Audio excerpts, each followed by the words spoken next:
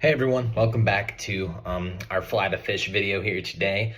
Today we are going to be going over probably one of my favorite all-around go-to saltwater flies, specifically for baby tarpon, snook, largemouth bass, peacock bass. It's really a great overall fly, but this is definitely a go-to when it comes to baby tarpon and snook, specifically up in the flats. So what we're going to start with is just a number one size standard saltwater hook.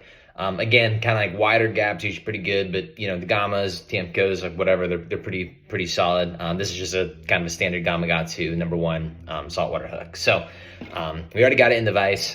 Pretty standard. It's, you know, kind of per usual on this channel. Whatever color, you know, thread you want to do, go for it. Today, just for the ease of use, we're gonna do just some chartreuse, kind of yellow vibes, never a bad call. Do some wraps to kind of the back of the bend there. Nothing too horribly complicated. Snip it quick. And then the best part about this fly, so again, we have that kind of like all set, you know, ready to go. So we're looking good.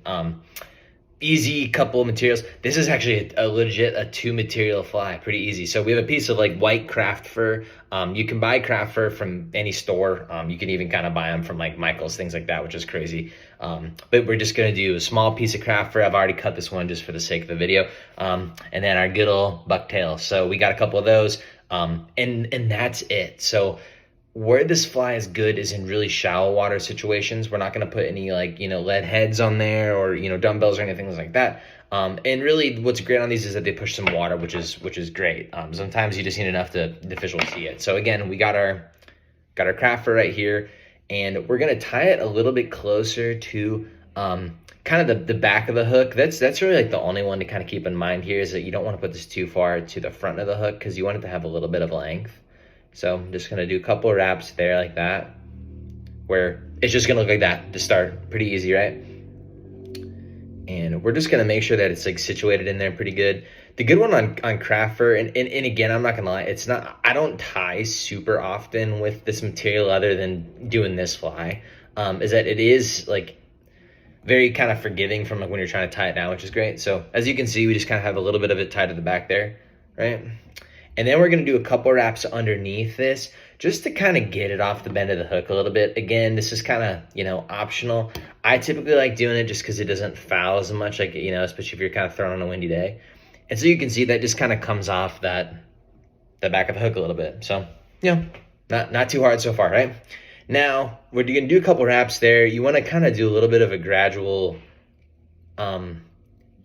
build towards the back, just so that you're making sure that, you know, you have kind of your base set there. Again, keep away from the eye of the hook. Now we're gonna get to our bucktail. So as we talked about earlier in a bucktail, right, these ones are more, they don't poof as much when you tie, right? These ones down here, they absolutely will poof. For this kind of a fly, you want them to poof out, right? Because we're trying to make like a little bit of like a bulging head, I guess, is kind of what you'd call that, for lack of a better term. So, you know, I'd encourage you to just kind of grab your bucktails, look at them and say, okay, well, you know, which pieces look like more or less that they'd be pretty good. Down here, kind of looks like that would be probably a good little piece. We're gonna cut it there, like that, okay? And you'll see it's like a longer strand from there, but when we're doing these kind of flies, we're not going for like super poofy. We're gonna shorten this guy up a little bit, right? So now we're just gonna cut it like that, where more or less you're gonna get something. And again, guys, like the goal of these flies is to be fishable, not perfect, right? But you're gonna have kind of a shorter piece like that. As always, we're gonna make sure that it's flat, cut there. It's gonna poof when I cut this. Nice poof. And all we're gonna do is we're gonna now come into here and we're gonna tie it up. So I'm gonna even shorten this one up a little bit. Nothing needs to be super crazy, but that's about right. And we're gonna come right here. And this can be like this part can be a little bit technical, kind of like the first time you do it, but you're just gonna do 1, 2, hold it in place, right? And then we're gonna slowly, just with our hands, just kind of work it around more or less to be kind of, you know, having at least some hair around each part of the fly. But as I've done in other videos, guys, it doesn't need to be perfect. Like, it, you know, there's a couple more strands on one side or the other, not like it's end of the world. Fish aren't gonna circle around it and be saying, oh my God, the left side looks way worse than the right side. Ideally, at least, right? I kind of build it up. There you go. So good little start, right? Nothing too crazy so far. And in typical fashion, guess what we're gonna do? We're just gonna repeat the same old process. So build a little bit of a base again. Come on down, and there we go. So we're gonna do the same thing again. Again, you can do any color you want.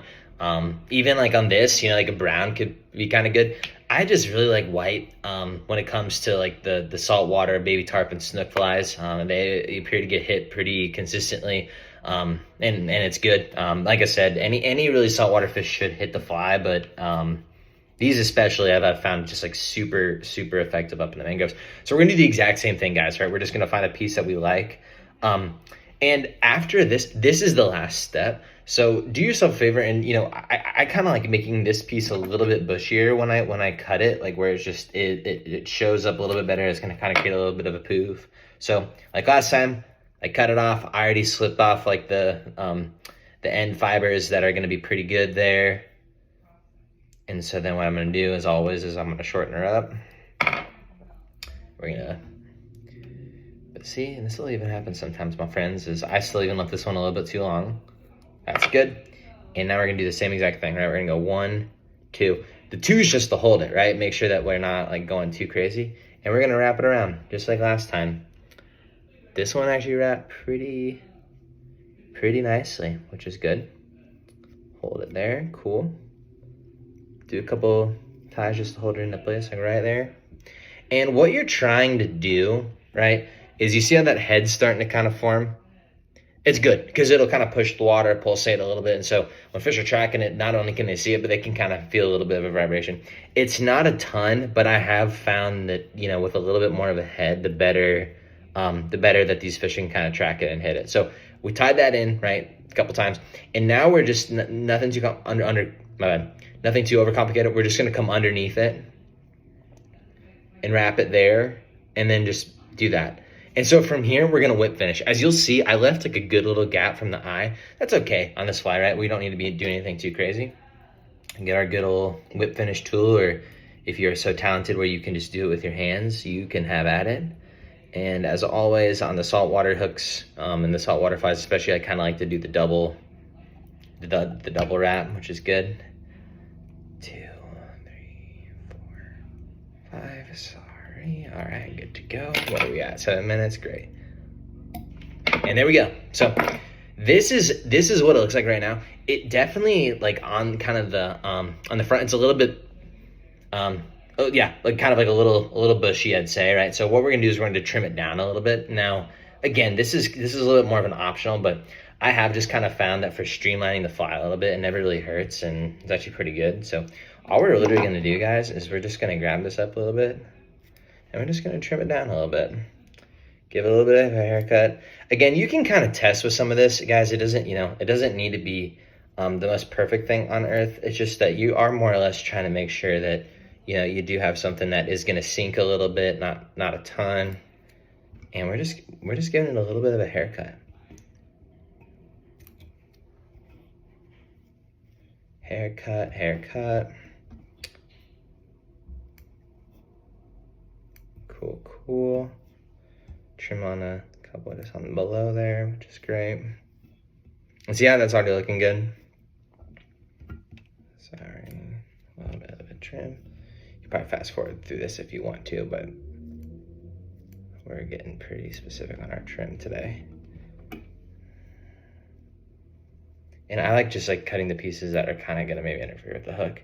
But honestly, gang, that to me is looking, make sure to not neglect like the sides of it too, like that. And we're gonna just trim this one up a little bit.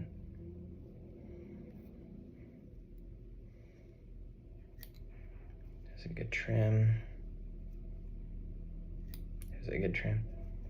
And that's gonna do the trick. Just like that. Again, it's not like the most beautiful, perfect thing on earth, but here's what I can tell you. That going through the water is absolutely going to crush fish. Again, any color you want. Black's a really great one. Chartreuse is great. White's great. And literally what's kind of fun is I just like used like a remaining piece of like some craft rat off of another fly that had been kind of beat up. So just put this one back on. But yeah, guys, that'll do it. So you'll just put a little bit of hard head on the front, or a little bit of Sally Hansen's hard as nails, or whatever you call it, and that's ready to fish. Thanks so much. Hopefully we'll do a follow-up video showing us catching a fish on this.